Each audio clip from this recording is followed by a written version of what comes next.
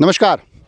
अभी कुछ दिनों पहले आपको याद होगा बड़ाड़ा के कई ग्रामवासी राजसमंद जिला कलेक्ट्रेट परिसर पहुंचे थे और वहां पहुंचकर उन्होंने एक डंपिंग यार्ड को लेकर ज्ञापन दिया था और उन्होंने कहा था कि लगातार जो उस डंपिंग यार्ड में ग्रेनाइट की डंपिंग हो रही है, स्लरी डंप हो रही है, जो मार्बल की स्लरी डंप हो रही है, उसके कारण न केवल उस क्षेत्र के पर्यावरण पर प्रभाव पड़ रहा है बल्कि आसपास विद्यालय जाने वाले बच्चों के ऊपर भी नकारात्मक प्रभाव पड़ रहा है।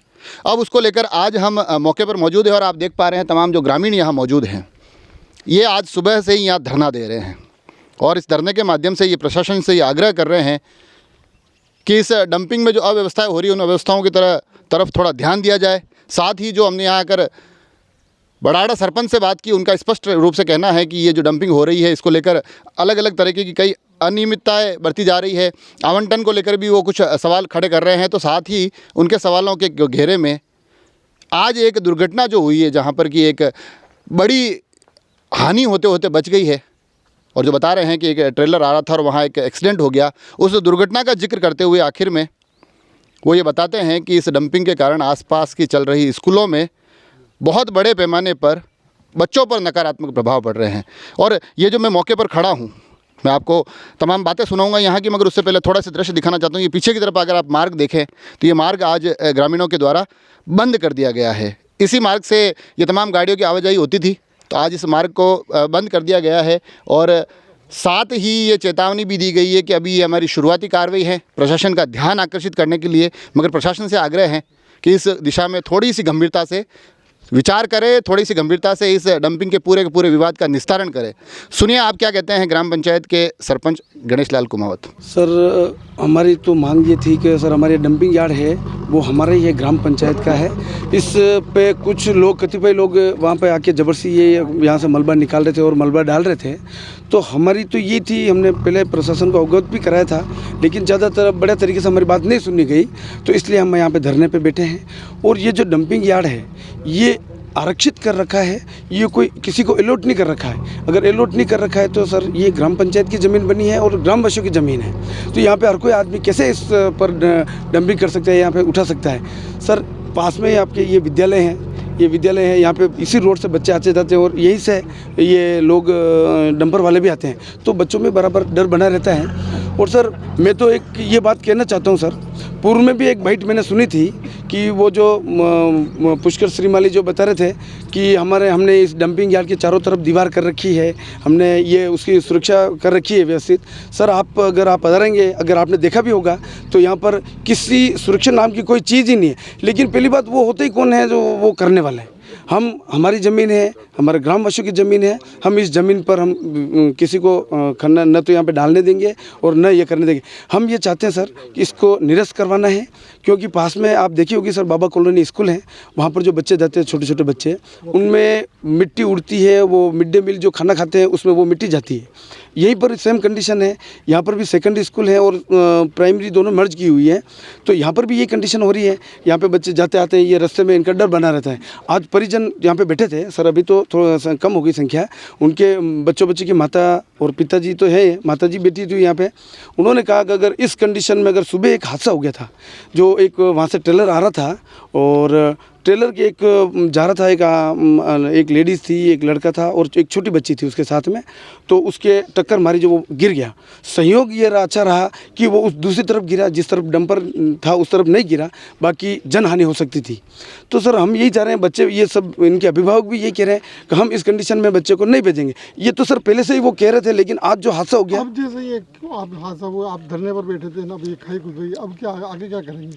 आगे तो सर हमने बंद करवा दिया है और अगर इस पर कोई चालू करेंगे तो सर हम प्रशासन के पास एक बार फिर जाएंगे। अगर हमारी सुनेंगे, व्यवस्थित तरीके से इसको बंद करवाते हैं तो ठीक, नहीं करते हैं तो हम ग्रामवासी सब यहीं पर बैठे रहेंगे। और इसका जो ये आप बता रहे हैं आवंटन का बता रहे हैं, पर आवंटन के वक्त ग्राम पंचायत ने ही एनओसी इसकी दी थी? सर ग्राम पंचायत ने दी है, कलेक्टर साहब के मार्फत इसकी आवंटन भी हुआ है, लेकिन किसी को अलॉट नहीं हुआ है। तो सर कोई भी आदमी आके यहाँ पर कौन कर सकता है? कोई 2 आदमी आ गए, कोई 10 आदमी और आ गए तो यहाँ पे डंपिंग करेंगे, ऐसे नहीं चल सकता है सर। अब निरस्त कराने के लिए ग्राम सभा प्रस्ताव भिजवा? जी सर, बिल्कुल ग्राम सभा में हम लेंगे। हमारे सभी वार्ड पंच भी यहीं बैठे हैं। हम सब ग्राम सभा में और ग्रामवासियों के से लेके हम इसको निरस्त करवाने की पूरी कार्रवाई करेंगे सर। यहाँ पर पर्यावरण की जो टीम है वो आई है, खनन विभाग से भी लोग अधिकारी आए हैं और प्रशासनिक अधिकारी भी आए हुए हैं, तो इन्होंने क्या आपको इस पूरे संबंध में क्या बातचीत हुई? नहीं, आपने कहा कि भाई अगर आपकी ज़मीन है तो बिल्कुल आपको हक है, आप अपनी बात उठाइए अपने, और आप कब्जा में लीजिए आपके। और ये बात सहयोग करेंगे हम सहयोग करेंगे। ये सब उनको बताया है। कर रहे हैं। पर्यावरण वाले जो आए थे, कर रहा है हमारा पोल्यूशन पर्यावरण से आए थे, उन्होंने कहा एक ये ऐसे कौन कौन लोग हैं जो यहाँ पे डंप करते हैं, तो उनकी हमको सूची दीजिए। मैंने उनको सूची दी है कि ये लोग यहाँ पे डंप करते हैं और उनके खिलाफ कार्रवाई कीजिए सर। किस प्रकार से, मतलब फैक्ट्रियों की सूची नामजद सूची दी? हाँ जी सर। तो देखा आपने, न केवल इस डंपिंग से जुड़ी हुई तमाम शिकायतें, तमाम नाराज़गियाँ इस पूरी की पूरी बात में दिखाई दे रही है, बल्कि कहीं ना कहीं इस डंपिंग को निरस्त करने की मांग भी की जा रही है। कहा जा रहा है कि डंपिंग की जो अनियमितताएं हैं उनको देखते हुए अब इसको निरस्त करने की कार्रवाई भी होगी। और उसमें एक जो महत्वपूर्ण बिंदु निकल कर आया है कि विभाग ने इनसे एक सूची मांगी है उन तमाम फैक्ट्रीज़ की जो यहाँ पर स्लरी डंप करती है, और ग्राम पंचायत का कहना है कि हम वो सूची उनको उपलब्ध करवा चुके हैं।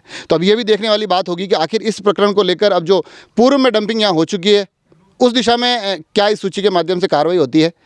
परंतु मौके पर तमाम प्रशासनिक अमला आज यहाँ मौजूद था, पर्यावरण विभाग के अधिकारी भी आकर गए, साथ ही खनन विभाग, पुलिस विभाग, सभी ने यहाँ आकर समझाइश की कोशिश की, मौके पर आकर हालात देखे, और हमने भी प्रशासनिक अधिकारियों से बात करने की कोशिश की।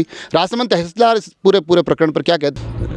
ग्रामवासियों द्वारा शिकायत की गई थी कि यहाँ अवैध डंपिंग की जा रही है। यहाँ अगर मौका देखा गया तो कलेक्टर साहब ने इनको डंपिंग के लिए ज़मीन आवंटन की हुई है, और एक निजी व्यक्ति को भी आवंटन की हुई है।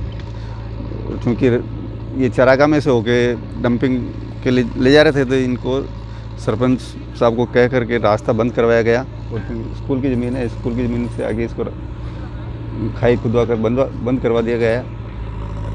अब वो उधर से जो दूसरा रास्ता उधर से ले जाएं या इसको बंद कर दें या रास्ता मांगेंगे उससे। गांव वाले ये चाह रहे हैं कि इसको बंद करवाया जाए, तो इनको समझाइश की गई कि भाई आप अपनी तरफ से लिख के दे दें कि साहब हमारा प्रदूषण फैल रहा है। तो आज उनको प्रदूषण मंडल वालों को बुलवाया गया, माइनिंग विभाग वालों को बुलवा कर इनको समझाइश की गई, और अगर ये बंद करवाना चाहते हैं तो इनको कहा गया कि आप जिला कलेक्टर महोदय को आवेदन दे दें। तो जैसा भी उच्च अधिकारियों से निर्देश मिलेंगे वैसा किया जाएगा।